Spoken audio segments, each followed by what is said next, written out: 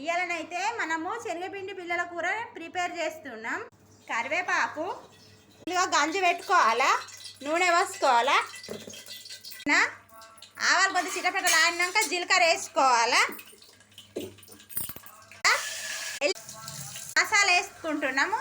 ఉల్లిగడ్డ, లవంగాలు, యాలకులు, ధనియాలతో పట్టిన మసాలా ఇది గ్రేవీ. పసుపు వేసుకోవాలా 1 టీ స్పూను. నీళ్ళు పోతున్నాము. నీళ్ళు సలసల ఎసరొచ్చినాక శనగపిండి వేసి మంచిగా గట్టిగా అయ్యే వరకు కలపాలి. శనగపిండికి 2 గ్లాసుల నీళ్ళు పోసుకోవాలా.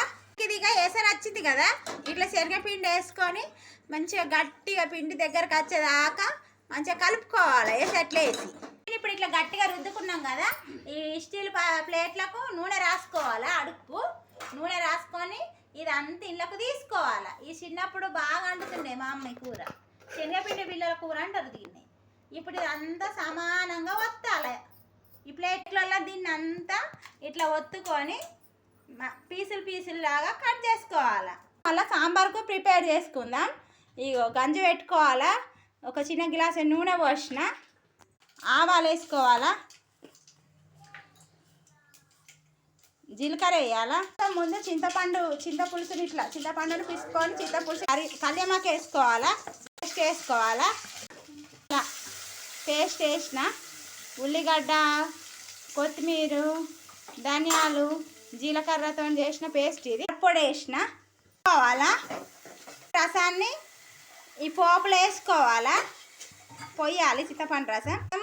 ఒక 5 నిమిషాలు మంచిగా ఉడకనివ్వాలి. చాకుతో ఇట్లా బిళ్ళలుగా కట్ చేసుకోవాలి. ఈ శనగపిండిని ఈ విధంగా కట్ చేసుకోవాలి. అన్నీ ఈ విధంగా ఈ షేప్లో వెళ్తాయి ఈ పీసులన్నీ. పెనం పెట్టుకొని ఈ శనగపిండి బిళ్ళల్ని డీప్ ఫ్రై చేసుకోవాలి. లేకపోతే కొంచెం నూనె పోసి పెట్టినాం కదా, 2 ప్లేట్లలో పెట్టినాయి అన్నీ ఇట్లా ఈ డబ్బా షేప్లో వెళ్తాయి అన్నట్టు శనగపిండి. ఇప్పుడు మరుగుతున్న సాంబార్లో ఈ శనగపిండి బిళ్ళల్ని ఒక 10-12 శనగపిండి బిళ్ళల్ని వేసుకోవాలి. ఏమో ఇట్లా పెనం మీద నూనె పోసుకొని ఫ్రై చేసుకోవాలి. అన్నీ మనకి ఈ విధంగా వెళ్తాయి. అంతే, రెడీ. వేడి వేడి శనగపిండి బిళ్ళల కూర రెడీ.